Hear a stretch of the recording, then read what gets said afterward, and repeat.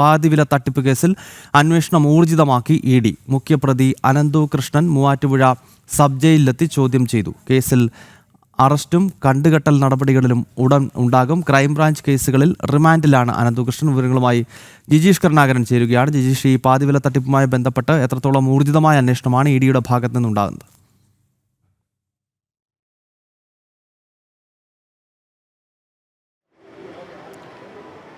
ഗൗതം, ഈ പാതിവില തട്ടിപ്പ് കേസ് ഏറ്റെടുത്തതിന് ശേഷമുള്ള ഏറ്റവും പ്രധാനപ്പെട്ട ഏറ്റവും നിർണായകമായ ഒരു നടപടിയിലേക്ക് തന്നെയാണ് ഇപ്പോൾ എൻഫോഴ്സ്മെന്റ് ഡയറക്ടറേറ്റ് കടന്നിരിക്കുന്നത്. അതിൻ്റെ ഭാഗമായിട്ടാണ് ഈ കേസിലെ മുഖ്യപ്രതിയായ അനന്തകൃഷ്ണനെ സബ് ജയിലിലെത്തിക്കൊണ്ട് മൂവാറ്റുപുഴ സബ് ജയിലിലെത്തി വിശദമായി തന്നെ ചോദ്യം ചെയ്തത്. ഇന്നലെ രാവിലെ മുതൽ വൈകുന്നേരം വരെ നീണ്ട ഒരു ചോദ്യം ചെയ്യൽ തന്നെയായിരുന്നു. കാരണം ഈ തട്ടിപ്പുമായി ബന്ധപ്പെട്ട് നടത്തിയിട്ടുള്ള നിക്ഷേപങ്ങൾ, അതിലൂടെ സമാഹരിച്ച പണം ഉപയോഗിച്ച് അനന്തകൃഷ്ണൻ പല സ്ഥലങ്ങളിലും ഭൂമി വാങ്ങിക്കൂട്ടിയതായി അന്വേഷണത്തിൽ എൻഫോഴ്സ്മെന്റ് ഡയറക്ടറേറ്റിന്റെ അന്വേഷണത്തിൽ വ്യക്തമായിരുന്നു. മാത്രമല്ല പലയിടത്തും ഭൂമി വാങ്ങുന്നതിന് വേണ്ടി പലർക്കും അഡ്വാൻസ് നൽകുകയും ചെയ്തു. ഈ അഡ്വാൻസ് നൽകിയ ആളുകളിൽ ഉൾപ്പെട്ട പലരെയും ഇവിടെ അന്വേഷണ സംഘം കഴിഞ്ഞ ദിവസങ്ങളിലെല്ലാം തന്നെ വിളിച്ചു വരുത്തിയിരുന്നു. പല ഘട്ടങ്ങളിലായി അന്വേഷണ സംഘം ചോദ്യം ചെയ്തിരുന്നു. മാത്രമല്ല ഈ ചില ഘട്ടങ്ങളിൽ അത് കണ്ടുകെട്ടുന്നതടക്കമുള്ള നടപടികളിലേക്ക് കടക്കുവേണ്ടി വരുമെന്ന ഒരു സൂചനയും എല്ലാം തന്നെ അന്വേഷണ സംഘം നൽകിയിരുന്നു. ഇതിനിടയിലാണ് അനന്തകൃഷ്ണനെ വിശദമായി തന്നെ ഇപ്പോൾ എൻഫോഴ്സ്മെന്റ് ഡയറക്ടറേറ്റ് ചോദ്യം ചെയ്യുകയും ചെയ്തിരിക്കുന്നത്. ഏതാണ്ട് 1000 കോടിയോളം രൂപയുടെ തട്ടിപ്പാണ്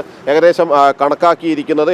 പകുതി വിലയ്ക്ക് വാഹനങ്ങൾ, ഇരുചക്ര വാഹനങ്ങളും ലാപ്ടോപ്പുകളും അടക്കം നൽകാമെന്ന ഒരു വാഗ്ദാനം നൽകിക്കൊണ്ട് തന്നെയായിരുന്നു ഈ ഒരു തട്ടിപ്പുകൾ അനന്തകൃഷ്ണൻ നടത്തിയത്. ആനന്ദകുമാർ ഈ കേസിലെ മറ്റൊരു പ്രതിയാണ്.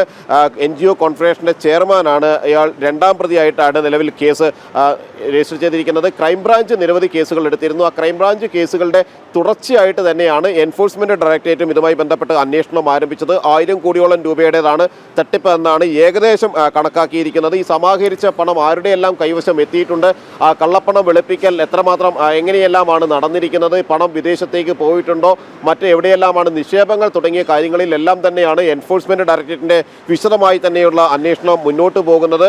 അതെല്ലാം സംബന്ധിച്ച ചോദ്യങ്ങളായിരുന്നു പ്രധാനമായും അന്വേഷണ സംഘം ഇന്നലെ ശേഖരിക്കുകയും ചെയ്തത്. ഇനി മറ്റു ചില ചോദ്യം ചെയ്യലുകളിലേക്ക് കൂടി അന്വേഷണ സംഘം വൈകാതെ കടക്കുകയും ചെയ്യും.